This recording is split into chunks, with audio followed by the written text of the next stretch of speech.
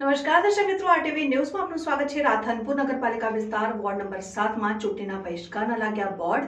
રાધનપુર નગરપાલિકા ward number 7માં આવતા રામનગર 1 અને 2ના રહીશો દ્વારા બોર્ડ લગાવીને ચૂંટણીના બહિષ્કાર કરવાનો કર્યો નિર્ણય। રાધનપુર નગરપાલિકા વિસ્તાર વોર્ડ નંબર 7માં ચૂંટણીના બહિષ્કારના લાગ્યા બોર્ડ। રાધનપુર નગરપાલિકા વોર્ડ નંબર 7માં આવતા રામનગર 1 અને 2ના રહીશો દ્વારા બોર્ડ લગાવીને ચૂંટણીના બહિષ્કાર કરવાનો કર્યો નિર્ણય। રામનગર વિસ્તારની અંદર વિકાસથી વંચિત હોય જેને લઈને ચૂંટણીનો બહિષ્કાર કરવાનો કર્યો નિર્ણય। રોડ રસ્તા, સફાઈ, વીજળીની સમસ્યા જેવી સમસ્યાને લઈને રહીશો દ્વારા ચૂંટણીનો બહિષ્કાર કરવાનો કર્યો નિર્ણય। Reporter Prahladbhai Thakor, RTV news, Radhanpur, Patan.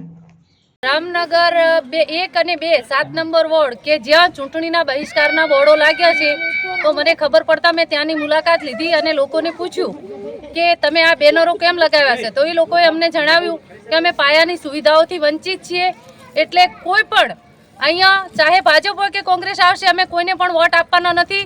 અમારી પાયાની સુવિધાઓની જે માગણી છે એ માગણીઓ નહીં સંતોષાય તો અમે કોઈ ચૂંટણીનો બહિષ્કાર કરી રહ્યા છીએ।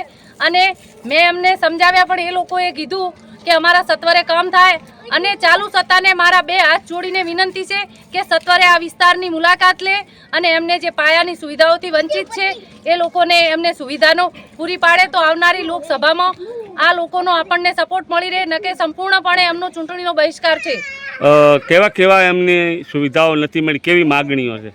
એમની સુવિધા મેન તો લાઇટ નથી મળતી એમને પૂરતા પ્રમાણમાં, સાફ સફાઈ નથી થતી, ગટરની સુવિધા નથી, કે જ્યાં અંદર લોકોને મકાન પાસો થયા છે તો આ લોકો જાતે મકાન બનાવે છે, અમને મકાન પણ પાસ થયા નથી। અને નગરપાલિકાના કોઈ પણ અહીંયા ભાજપની રોડની તો સમસ્યા એમને છે જાદુ અનાદિથી, અને 15 વર્ષથી આ લોકો વસવાટ કરે છે અને ગરીબ અને એકદમ મધ્યમ વર્ગ છે। અને હું એક સામાજિક કાર્યકર અને સામાજિક સેવા તરીકે આવી છું અહીંયા એમની મુલાકાતે, અને મેં એમને કીધું પણ કે ના બેન, અમારી માગણીઓ સંતોષાશે ત્યારે જ અમે અમને સપોર્ટ કરીશું।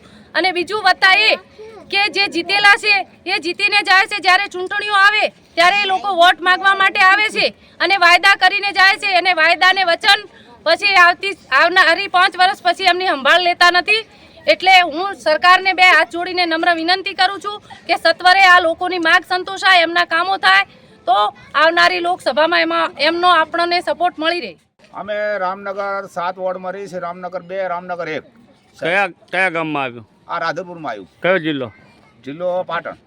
અત્યારે તમે કાંઈક બોર્ડ મારે છે લોકસભાની ચૂંટણીનો બહિષ્કાર 2024નો, તો શા બાબતે તમે બહિષ્કાર કરી રહ્યા? અમારે આમાં સાહેબ સુવિધા મળતી નથી, રોડ છે, ગટર છે, લાઇટ છે, આ બધા સમસ્યા બહુ છે આમાં। આ 2 સુધારીયામાં સાહેબ એના હિસાબે અમે આ પહેલાં માર્યું છે, અને ભાજપ કે કોંગ્રેસ અમને આ સુવિધા કરી આલશે, અમે એના ભેગા નકે મતદાન નહીં કરો? નકા મતદાન નહીં કરી, એટલે એના માટે બોર્ડ મારે? એના માટે બોર્ડ।